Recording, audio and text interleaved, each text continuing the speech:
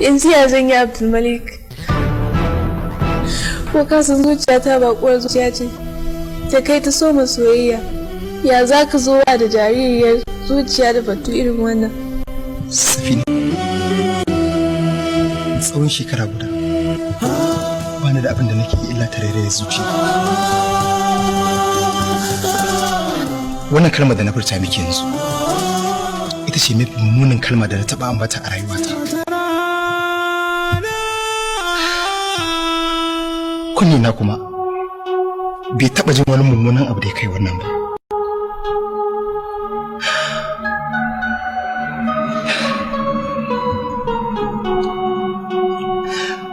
Wallahi da ina da wata hanya da zan bullo miki wadda ta fi wannan, da na bullo miki ta wannan hanya.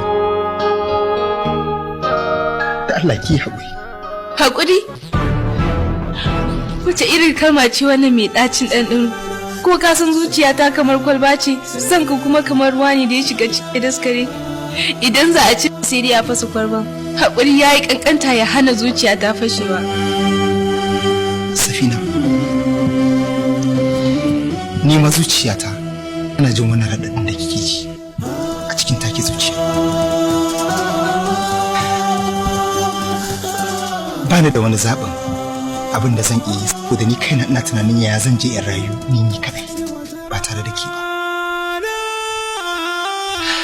Wannan abu ya zama mana dole, babu yadda muka iya, ki ɗauka ƙaddara ce. Ƙaddara? Me yasa ba ta zo da wuri ba ta hana ni son ka? Sai da ƙarshe za ta zo ta tarwatsa ni?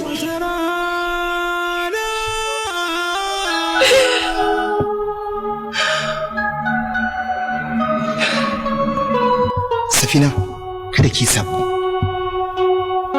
Ina so ki rike Allah da san manzansa sallallahu alaihi wasallam. Amma kai haka ina ganin za mu samu sauki a zuciyarmu. Kuma zan rabu da ke ne ba da ina so ba. A'a, sai dan mu nisanci juna saboda mu samu sauki a zuciyarmu. Safina ya zama dole a gare ni, ba da sani. Safina, sai wata rana. Sai wata rana.